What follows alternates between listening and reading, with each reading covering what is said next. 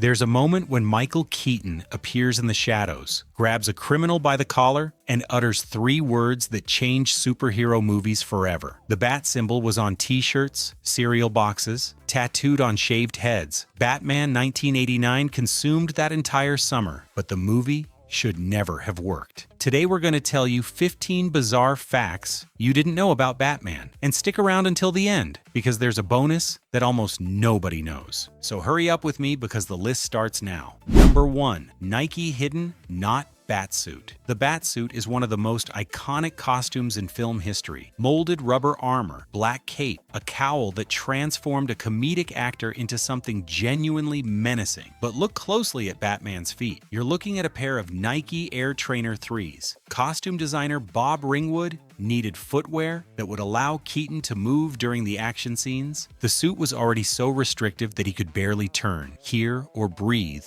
inside the cowl. Ringwood took the Nikes, painted them all black, and covered the swoosh so that no marks would show on camera. It was a small compromise that revealed a lot about how this film was made. Everything the audience saw on screen was designed to look supernatural. Everything behind the scenes was held together by pragmatic decisions. Keaton was sweating out 2 full bat suits a day at Pinewood Studios, and those sneakers were one of the few concessions to his comfort. And the origin of the Batmobile is even more improbable. Number 2. Junkyard Batmobile. Everyone remembers the Batmobile. That black jet-powered machine tearing through the streets of Gotham has become one of the most recognizable vehicles in cinema. It turns out it started out as a rusty 1967 Chevrolet Impala, salvaged from a London junkyard. The construction team built the body around the Impala chassis using parts from 5 countries, Rolls-Royce jet engine components, turbine blades from a British Harrier fighter jet, upside-down Honda Civic headlights, Ferrari taillights, and a London bus fuel cap as a cockpit detail. The entire construction took 12 weeks. Here's a detail that reveals exactly how the studio thought. Producers John Peters and Peter Guber sent messages insisting that no damage to the Batmobile should appear on screen. Not for artistic reasons, but because children needed to continue wanting the toy. This tension between art and commerce defined the entire production, even going so far as to reshape the rating system of an entire country. If you're enjoying this, take 2 seconds and leave a like. Subscribe if you want more videos like this. This support really motivates my work and helps a lot in bringing more content. Number 3. The new ranking that Batman created. When Batman arrived in the UK, the British Board of Film Classification had a problem. The British system skipped straight from PG to 15, with nothing in between. Batman was too dark for young children, but violent enough to justify a 15 rating for the biggest blockbuster of the year. So the BBFC did something unprecedented. It created an entirely new rating category because of this single film. Batman became the first film in British history to receive the newly introduced 12A rating. An American superhero film forced the UK to restructure its film rating system. The 1960s TV series starring Adam West had defined Batman in the public imagination for over 2 decades. Cheesy, colorful, for the whole family. Burton's version was nothing like that, and the ratings board didn't have the language to describe what it really was. That rating still exists today, decades later. Number 4. The research that predicted the failure. In 1988, Warner Brothers hired Marketing Evaluation, Inc. to assess the commercial viability of the film. The results were brutal. The data showed that Batman was less popular than The Incredible Hulk. The character's public appeal registered approximately a quarter of the level of California Raisins. Their conclusion: probable failure. The problem was perception. The general public didn't picture a dark vigilante when they heard Batman. They pictured Adam West in gray socks playing Batusi. 2 decades of backwoods reruns had buried any association with the dark version from the comics. Wrong. Batman opened with $40 million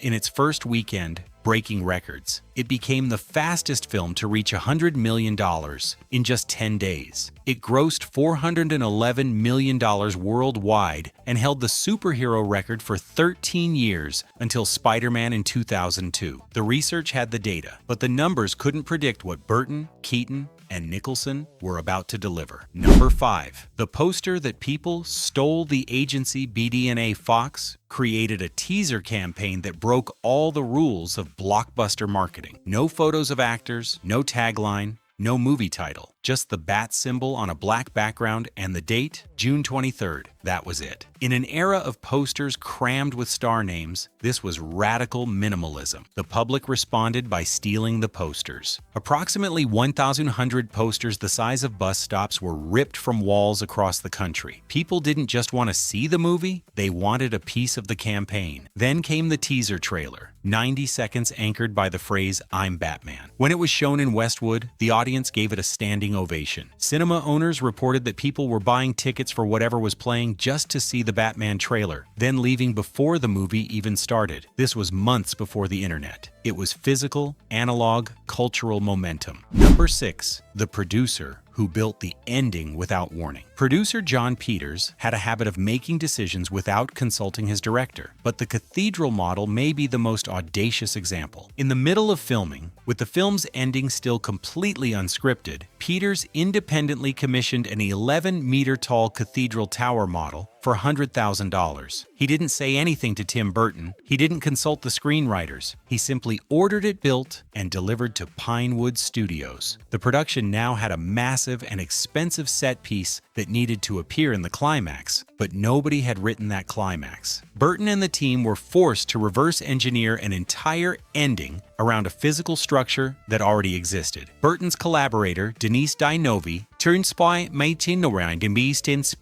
later estimated that only 50% of the finished Batman was actually Burton's vision, one of the most visually distinctive blockbusters of the decade, and its own director may have controlled only half of the final product. Number 7. The actress replaced by a fall from a horse. A week before filming began, Batman lost his Vicky Vale. Actress Sean Young had been cast and spent weeks in pre-production at Pinewood. She was rehearsing horseback riding for a scene at Wayne Manor when she was thrown from her horse and fractured her collarbone. Burton's first instinct was to call Michelle Pfeiffer, but Keaton, who was in a relationship with her at the time, thought the dynamic on set would be uncomfortable. He quietly vetoed the idea. Peters championed Kim Basinger. She was available, willing, and able to fly to London immediately. She got the role. The horseback riding scene was scrapped along with an elaborate horse chase through Gotham. Hasty rewrites diminished Vicky Vale's importance. Pfeiffer, passed over here, was cast as Catwoman in Batman Returns after her relationship with Keaton ended. A horseback riding accident reshaped 2 films and 2 iconic roles. Number 8. Robin Williams and the Dirty Trick of Hollywood. Robin Williams wanted to be the Joker. He actively campaigned for the role. Warner Brothers knew this, and knew they desperately needed Jack Nicholson to legitimize a project that was losing credibility with the Keaton controversy. So according to Dave Itzkoff's 2018 biography of Robin, the studio used Williams as leverage. The offer to him was likely a tactic to pressure Nicholson into committing. The implicit message, sign now, or Robin Williams becomes the Joker. It worked. Nicholson signed, and Williams was told it was too late. Williams was furious. He felt treated like a bargaining chip with no real intention of being cast. He refused to work with Warner Brothers for years, not returning to the studio until Father's Day in 1997. Almost a decade of bridges burned over a single bargaining move. Before we continue, subscribe if you haven't already. Leave a comment telling me which movie or series you'd like me to cover with bizarre behind-the-scenes facts. I read them all. Number 9. A cowl made with a broken saw. When sculptor Vin Burnham was offered the job of creating Batman's cowl, she refused. Her reasoning? It was too masculine for a woman to make. Costume designer Bob Ringwood persuaded her by reformulating the brief. Forget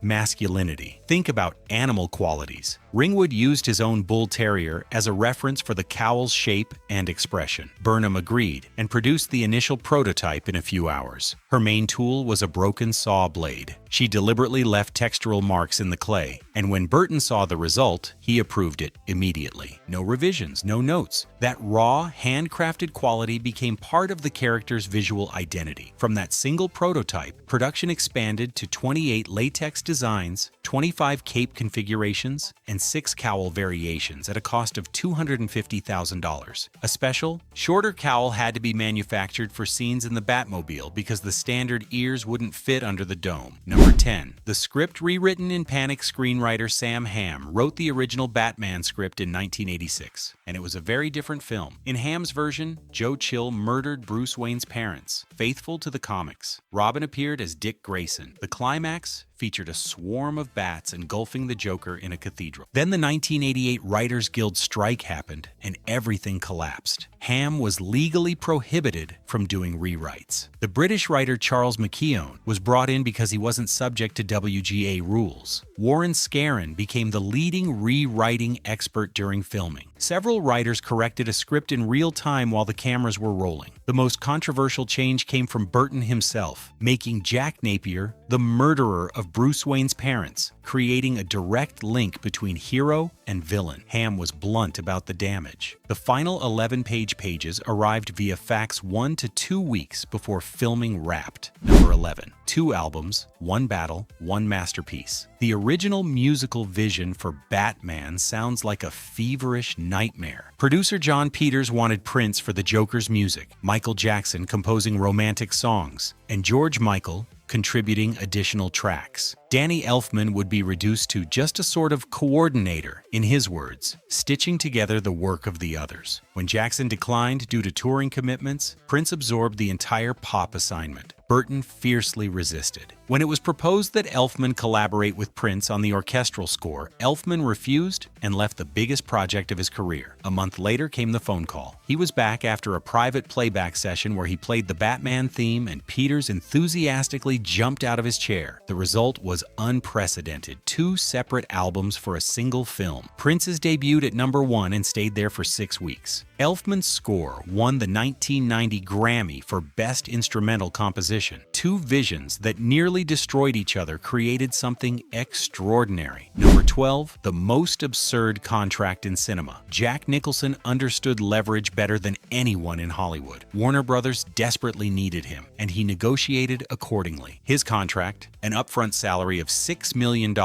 down from his standard $10 million. 15% of gross profits with a scaling clause up to 20%, a percentage of all Joker merchandise, a share of future sequel earnings, his name above the title in all marketing, and, classically, time off for all Lakers home games. When Burton and producer Peter Guber flew to Aspen to close the deal, Nicholson took them horseback riding before agreeing. With the film grossing $411 million and merchandise exceeding $500 million, conservative estimates put its total earnings at $60 million. Biographer Mark Elliott suggests $90 million, about $194 million in 2025 dollars. Meanwhile, Keaton received $6 million without comparable backing. And a 1991 LA Times investigation revealed that despite the huge box office, Warner Brothers claimed to be in a $35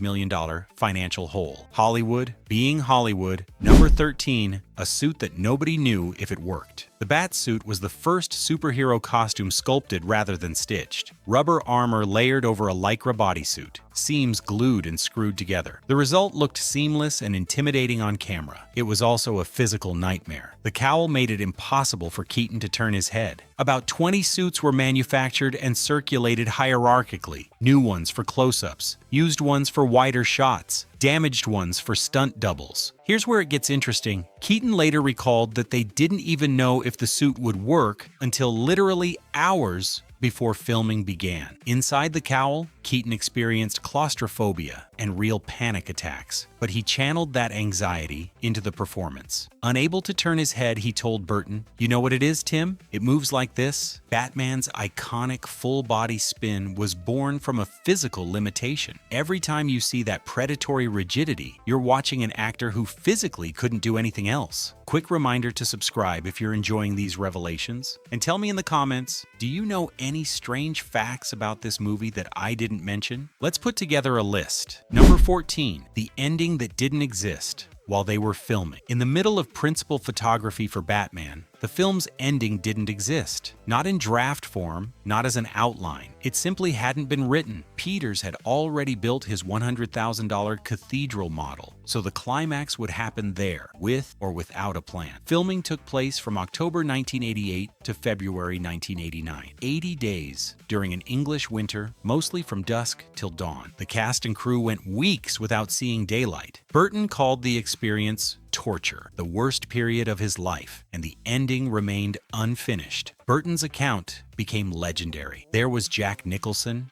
and Kim Basinger climbing this cathedral. Halfway up, Jack turns around and says, "Why am I climbing all these steps? Where am I going?" And I had to say I didn't know. Writer Warren Scarron flew to London for intensive sessions. The final 11 pages arrived via fax 1 to 2 weeks before filming wrapped. The highest-grossing film of 1989 was still being discovered while the cameras were rolling. Number 15, 50,000 hate letters and an improvised phrase. When Michael Keaton's casting leaked, the reaction wasn't disappointment, it was anger. 50,000 protest letters flooded Warner Brothers. The controversy made the front page of the Wall Street Journal. Fans booed studio representatives at conventions. The studio's stock price reportedly plummeted. DC writer Ralph Cabrera captured the mood. It's like Rodney Dangerfield in a batsuit. The studio wanted Mel Gibson. Others considered Kevin Costner, Charlie Sheen, Pierce Brosnan, Harrison Ford. An earlier comedic version would have had Bill Murray as Batman and Eddie Murphy as Robin, directed by Ivan Reitman. Burton rejected all of that. He wanted an ordinary-looking man who needed the costume to become intimidating. Burton showcased Keaton's dramatic work in Clean and Sober to the skeptics. He hired co-creator Bob Kane as a creative consultant. And then Keaton created the moment that made everything irrelevant. The script said, "I am the knight." Keaton improvised something simpler on set, "I'm Batman." That line defined the character in every adaptation since. The most hated casting decision in superhero history produced the most iconic superhero line ever spoken, almost at the end. And the best is yet to come. Subscribe so you don't miss what's coming next. And put your city or country in the comments. I want to see how far this video is reaching. Bonus: 50% of the film